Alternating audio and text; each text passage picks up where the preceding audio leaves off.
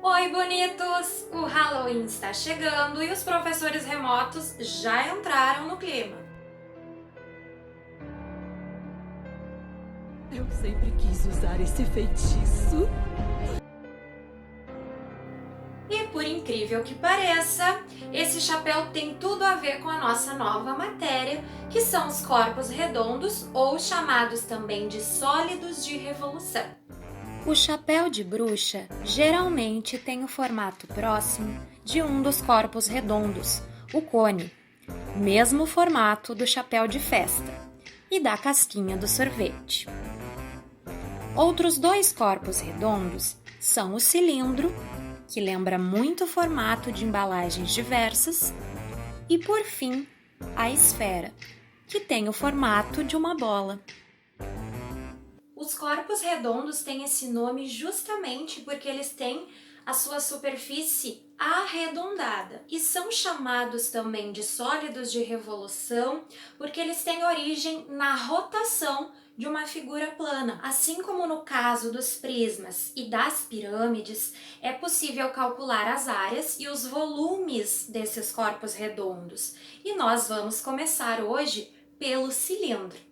Antes de conhecer então as fórmulas de área e de volume do cilindro, nós vamos ver as partes do cilindro. Lembrem-se que conhecer as partes do sólido é muito importante na aplicação das fórmulas. E para que vocês tenham uma boa compreensão, nós vamos ver as partes no desenho e também no objeto tridimensional que tem esse formato de cilindro através dessa embalagem. Então, pessoal, o cilindro vai ser formado por uma superfície lateral, né, uma área lateral, que por incrível que pareça é retangular.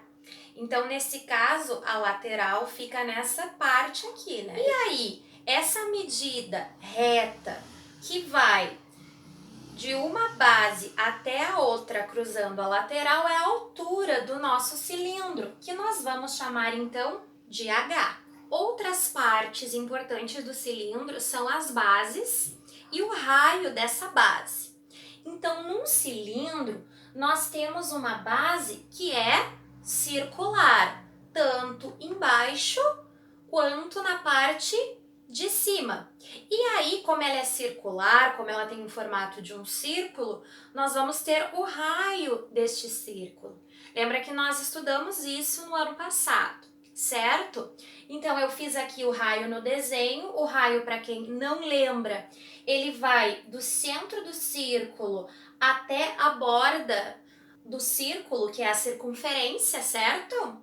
E ele representa, então, a metade do diâmetro. E eu desenhei aqui, ó, em uma das nossas bases, o raio, certo? Então, dá para ver bem a medida aqui desse raio, que vai do centro até a borda desse círculo, que é a circunferência. E aí, o raio nas fórmulas vai ser chamado de R. Importante, muitas vezes vai ser dado o diâmetro ao invés do raio. E aí eu quero lembrar vocês que se for dado o diâmetro, nós vamos dividir este valor do diâmetro por 2 para encontrar o valor do raio. Aqui então nós temos as áreas do cilindro. Então, para a área de base de um cilindro, nós vamos ter justamente a área de um círculo. Então, nós vamos ter πr ao quadrado. Para a lateral, nós vamos pensar o seguinte: nós temos ali um retângulo. Esse retângulo, para calcular a área dele, nós faríamos lado vezes lado. A parte de baixo do retângulo corresponde à circunferência, aquela borda do círculo. Então, nós vamos fazer 2πr vezes o h, que é a altura. E, por fim, nós teremos, então, a área total, que vai ser 2 vezes a área de base, já que aqui a gente calculou a área de uma base somente, e no cilindro nós temos a parte de cima e a parte de baixo como bases, mais a área lateral desse cilindro. Já para o volume do cilindro, a gente vai seguir o mesmo padrão de um prisma, que vai ser a área de base vezes a altura. Lembrando que essa área de base é a mesma que a gente viu anteriormente, é πr ao quadrado. Agora nós vamos conferir então o nosso exemplo para que a gente consiga aplicar a fórmula e fique mais fácil então o entendimento.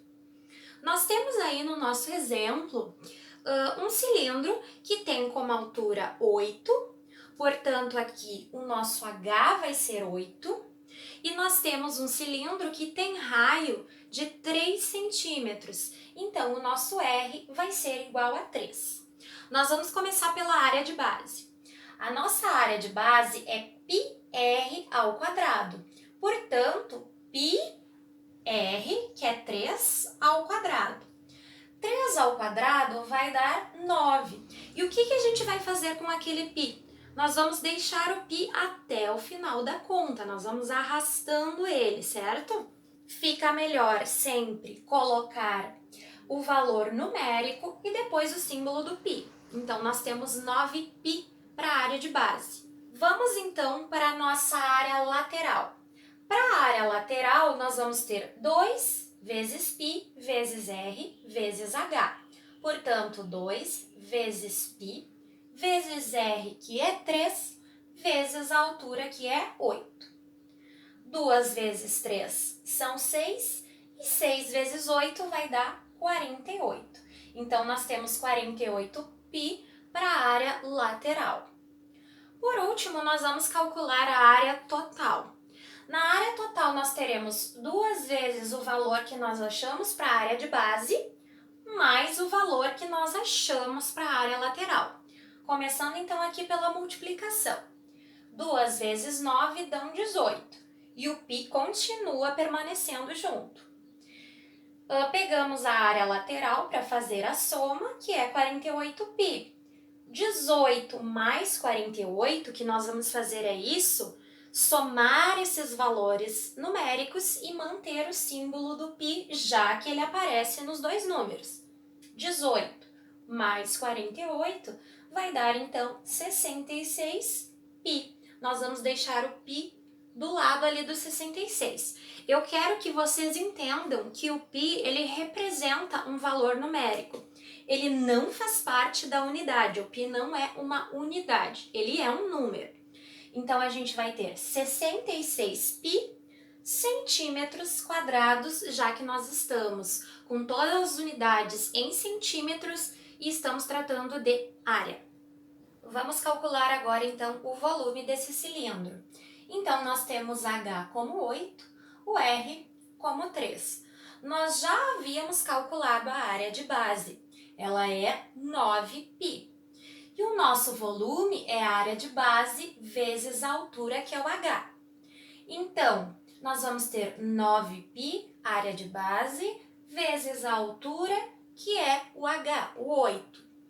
E 9 vezes 8 dá 72. Mais uma vez, nós vamos fazer a multiplicação e manter o π. Então, teremos 72π. A nossa unidade agora vai ser em centímetros cúbicos, já que nós estamos tratando de volume. As relações de volume e de capacidade são as mesmas que nós vimos lá nos prismas e nas pirâmides. Por hoje, pessoal, era isso. Espero que vocês tenham gostado bastante da aula. Até mais!